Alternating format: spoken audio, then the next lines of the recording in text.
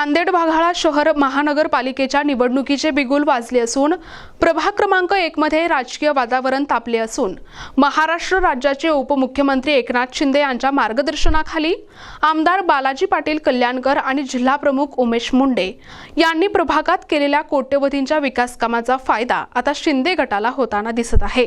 मतदारांचा वाढता पाठिंबा पाहता प्रभागात शिवसेना शिंदे गटाच्या उमेदवारांची बाजू वरचढ असल्याचे बोलले जात आहे।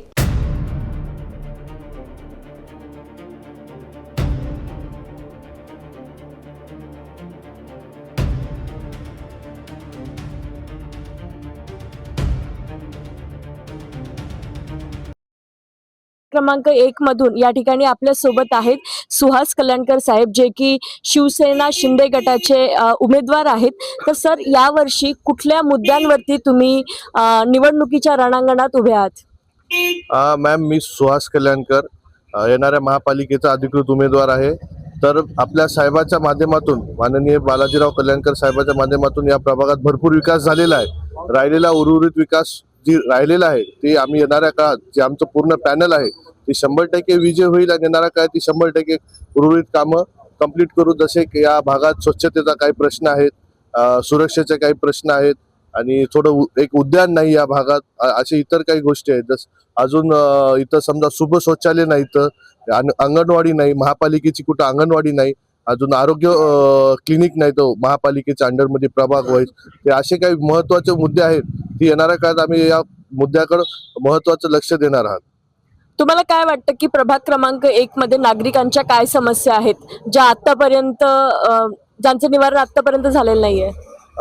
सगळ्यात पहिले तर नागरिकांच्या समस्या रोडच्या होत्या, ड्रेनेजच्या होत्या, नळाच्या होत्या, ते आमदार साहेबांच्या माध्यमातून सोडवण्यात आलेल्या आहेत। का तर मागच्या 2.5 वर्षात 3000 कोटीचा निधी आलेला आहे। तुम्ही स्वतः बघसाल, आता जिथं तुम्ही आपण बाईट घेताय ती रोड पण आमदार साहेबांच्या माध्यमातून झालेला आहे। तर असे बरेच साहेबांनी पहिले रोड, नाली, ड्रेनेज आणि पाणी या 3 गोष्टीवर प्राधान्य दिले आणि बऱ्याच भागात हा विकास झालेला आहे। काही भागात राहिलेला आहे, का तर नवीन भाग आहे, वस्ती वाढत आहे, वाढती वस्ती असल्यामुळे काही भाग वंचित राहिला असेल विकासातून। मात्र येणाऱ्या काळात 100% ती पण भाग विकास होईल। त्या भागात रोड, रस्ते, नाली, ड्रेनेज झातील। आता येणाऱ्या काळात आम्ही एक सुरक्षा हा एक मुद्दा आहे। आता जसं मी सांगतो की वस्ती वाढती तर सुरक्षेची बी गंभीरते घ्यावं लागते। का तर कसं असते, काही जागी गुन्हेगारी वाढती, बेरोजगारी वाढती, तर त्याच्यामुळे तर सुरक्षेचा एक मुद्दा आहे। या भागात आमदार साहेबांच्या माध्यमातून आम्ही पूर्ण नांदेड उत्तर मतदारसंघ आणि आमचा प्रभाग हा CCTVच्या अंडरमध्ये घ्यायचा प्रयत्न चालू आहेत आणि साहेबांना त्यासाठी प्रयत्नशील पाय पण उचललेला आहे। मुद्दा विधानसभेत पण मुद्दा गाजलेला आहे। दुसरा म्हणजे स्वच्छतेचा। तर स्वच्छतेचा भरपूर नागरिकांचं म्हणणं आहे की घंटागाडी येत नाही। तर नागरिकांना आम्ही सांगतोय की गेल्या 2 ते 3 वर्षात महापालिकेत कोणी प्रतिनिधी नसल्यामुळं प्रशासनाचं दुर्लक्ष झालेलं आहे आणि कोणी म्हणणार नाही त्यांना। जे पहिले प्रतिनिधी होते तो मीन्स हे आहेत आणि त्यांच्याकडे पॉवर पण नव्हती पहिली गोष्ट। तर आता येणाऱ्या काळात आम्ही स्वतः त्या गोष्टीकडे लक्ष घालू आणि येणाऱ्या काळात आपण तुम्ही स्वतः बघताय की हर एका घराच्या बाहेर स्कॅनर लावलेले आहेत आणि तिथं आपण साहेबाच्या माध्यमातून 2 डस्टबिन्स देणार आहात, एक वेस्ट ड्राय वेस्टचा, वेस्ट आणि ड्राय वेस्टसाठी। की समजा घंटागाडी 1-2 दिवस आड जरी आली तर त्यात नागरिकांना तो कचरा टाकता येईल आणि नागरिकांना जी इथं तिथं टाकतात खुल्या प्लॉटमध्ये किंवा घरी कचरा ठेवतात तर त्या डस्टबिन मध्ये टाकता येईल आणि त्याचं जी आरोग्याच्या जी ही होतात तर ही होऊन जाईल। आणि दुसरं आहे अंगणवाडी आणि क्लिनिकचं। जसं साहेबाच्या माध्यमातून 100 खाटाचा दवाखाना आणलेला आहे वाडीला, मात्र आपल्या प्रभागात एक मोहल्ला क्लिनिक पाहिजे अशी माझी स्वतःची मागणी आहे। कसं एक छोटे मोठे जे पेशंट्स असतात किंवा आपले छोटे मोठे आजार असतात त्याच्यासाठी मोठमोठ्या प्रायव्हेट हॉस्पिटलला सामान्य नागरिकाचं जाणं शक्य नाही आजच्या काळात। का तर डॉक्टर साधा हात लावला तर 500 रुपये तपासणी फीस घेते आणि 2 गोळ्या 500 रुपयाचे देते, असे 1000 रुपये सामान्य नागरिकाचे जातात। तर ती 100 खाटाचा दवाखाना तर आणलेलाच आहे, मात्र एक मोहल्ला क्लिनिक महापालिकेच्या माध्यमातून राहणं पण गरजेचं आहे। कसे काय छोटे मोठे आजार असते तर सामान्य वर्गाचा माणूस तिथं जाऊन एक ही करू शकते। आणि दुसरी आहे अंगणवाडी, म्हणजे महापालिकेच्या शाळा पण इथं व्यवस्थित नाही, तर म्हणजे अंगणवाडीचं अजून महापालिकेने लक्ष घातलेलं नाही। तर येणाऱ्या काळात ती पण तिथं पण आम्ही प्राधान्य देऊ। आणि दुसरा एक मोठा गंभीर विषय म्हणजे बेरोजगारी।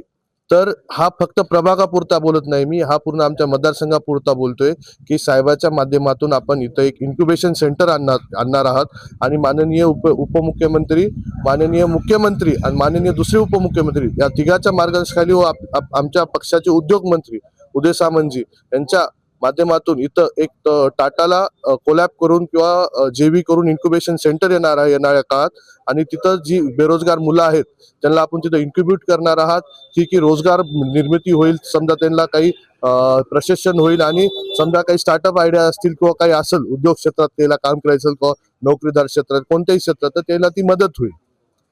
भावी वाटचालीसाठी खूप खूप शुभेच्छा. सरते शेवटी सर्व नांदेडकरांना किंवा प्रभाग क्रमांक 1 मधील जनतेला तुम्ही काय आवाहन कराल?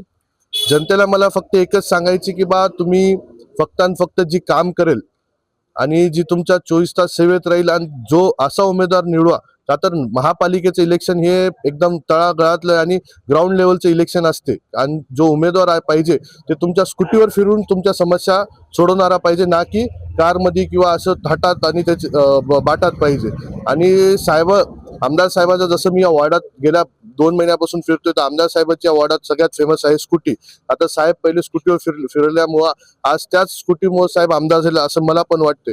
तर माझं एकच मत आहे की बा सगळे नगरसेवकांना आपली निशाणी खरं तर स्कूटी धरली पाहिजे. आता स्कूटीवर फिरून ती गली बोळ्यात जाऊ शकते, कामं बघू शकते, लोकांच्या तळामळात जाऊ शकते, घरी घरी जाऊ शकते, आणि मेन म्हणजे तुमच्या मनातला माणूस निवडा, जी तुम्हाला वाटते की बा हा माणूस येणाऱ्या काळात आपले कामं करेल आणि हा माणूस आपलं सुख दुःख जाणून घेईल, जसं साहेबांनी केलं, आणि त्याला म्हणजे कोणता गर्व येणार नाही पदाचा. प्रतिनिधी मुजीब सय्यद, NTV न्यूज मराठी, नांदेड.